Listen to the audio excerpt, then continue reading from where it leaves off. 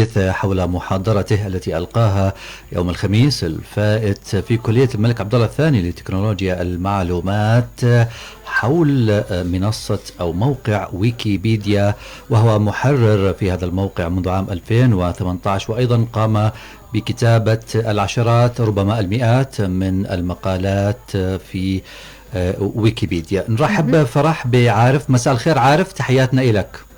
اهلا مرحبا، مساء الخير استاذ عثمان ومساء الخير فرح. يا اهلا، مساء الخيرات.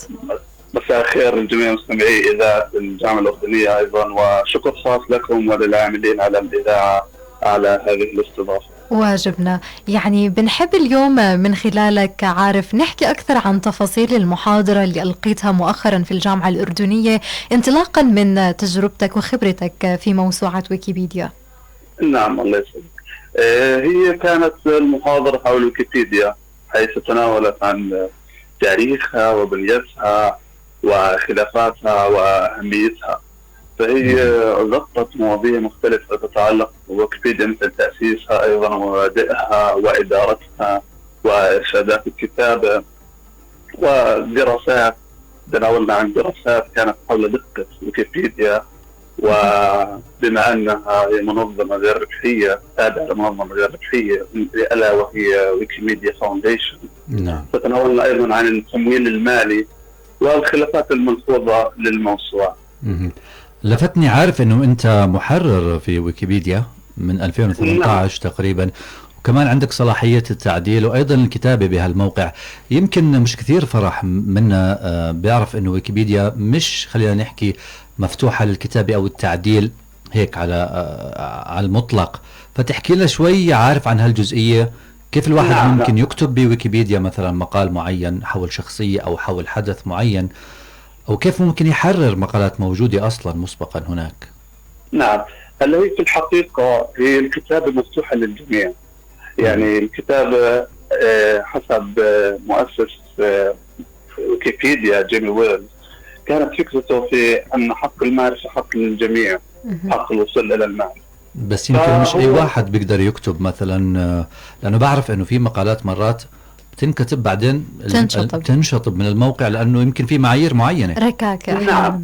نعم بالضبط. نعم، هناك معايير، هناك ملحوظية، هناك معايير جدا موجودة لكتابة أي مقالة. يعني المقالة لازم تكون موثوقة ومقدمة بحيادية. ومثلا أنت حضرتك تطرقت لموضوع السير الشخصية مثلا. نعم. شخص يجب أن يكون شخص ملحوظ. هناك معايير للملحوظية، معايير للملحوظية للأكاديميين، للمغنيين وإلى آخره. فهناك معايير طويلة. يعني مش أي واحد بينفع والله يكتب مقال عن حاله وينشره بويكيبيديا.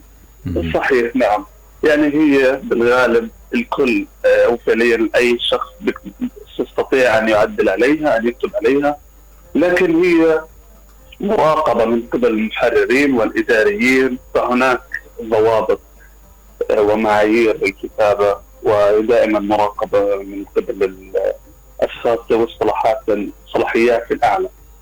خلينا نحكي. نعم. طيب تحكي لنا عارف عن، خلينا نحكي، أهمية ويكيبيديا مثلا. هل فعلا هي مصدر موثوق للمعلومات بشكل عام؟ هي بشكل عام يعني على وجهة نظري هو لا يوجد شيء موثوق 100%. لكن بشكل عام يستطيع الوثوق بويكيبيديا بنسبة عالية. يعني هناك خرجت دراسات علمية، منها دراسة صادرة عن مجلة نيتشر. نعم. ودراسة صادرة عن جامعة أكسفورد في عام 2015.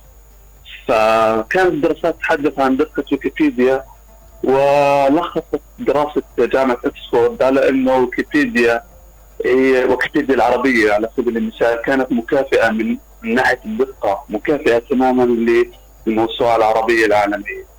وفعليا تفوقت ويكيبيديا الإنجليزية على موسوعة بريطانيكا الإنجليزية، وويكيبيديا الأسبانية تفوقت على الموسوعة الأسبانية. فهي لحد ما موثوقة بنسبة عالية لنا. نعم.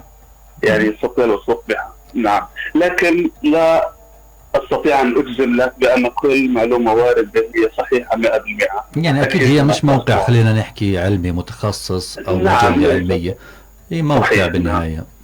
يس صحيح. تحكي لنا عارف يعني كيف بتوصف تجربتك في هذا المجال، ومثلا إذا بتشجع الأشخاص اللي بيحبوا يكتبوا أو يحرروا، كيف في وسيلة معينة يتبعوا هذا الطريق، طريق الكتابة على موسوعة ويكيبيديا؟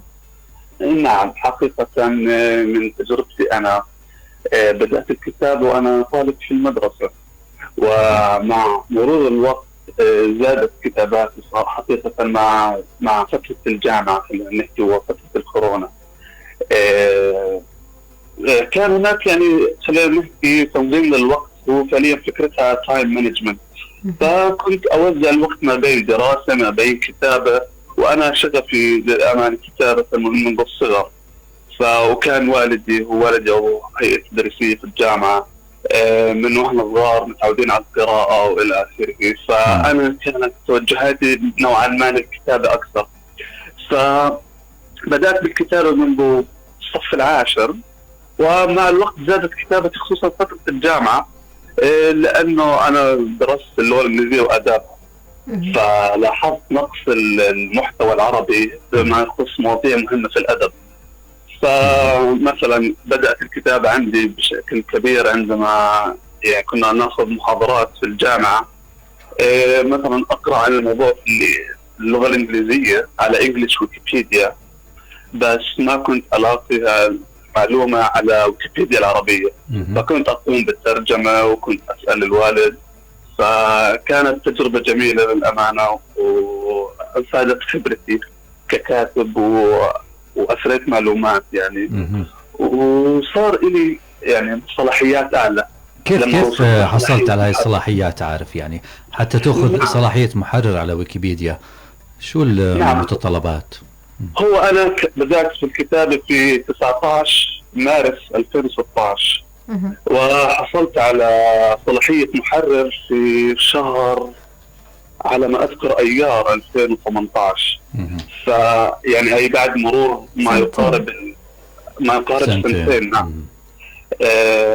الصلاحية أعطيت لي بعد حصول المصداقية من قبل المجتمع على ويكيبيديا. يعني أنا حتى لم أطلب هذه الصلاحية، أنا فجأة كنت بكتب وبعدل زي دائما. فجأة على ما أذكر في بداية شهر رمضان في عام 2018 على ما أذكر، هسه ذكرت زميل لي صح حقيقة ناسي اسمه، لكن هو أعطاني صلاحية المحرر وبارك لي شهر رمضان، وأخبرني بأن أنا حصلت على مصداقية المجتمع الويكيبيدي.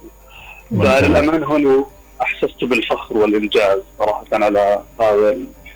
على هذه الصلاحية، وكان شيء جميل حقيقة. بدنا نتمنى لك التوفيق عارف، ما شاء الله عليك، أبدعت. شكرا لك، وبدنا نتمنى لك المزيد من التميز والإبداع في هذا المجال. شكرا لك عارف، ونهارك سعيد. عفوا شكرا.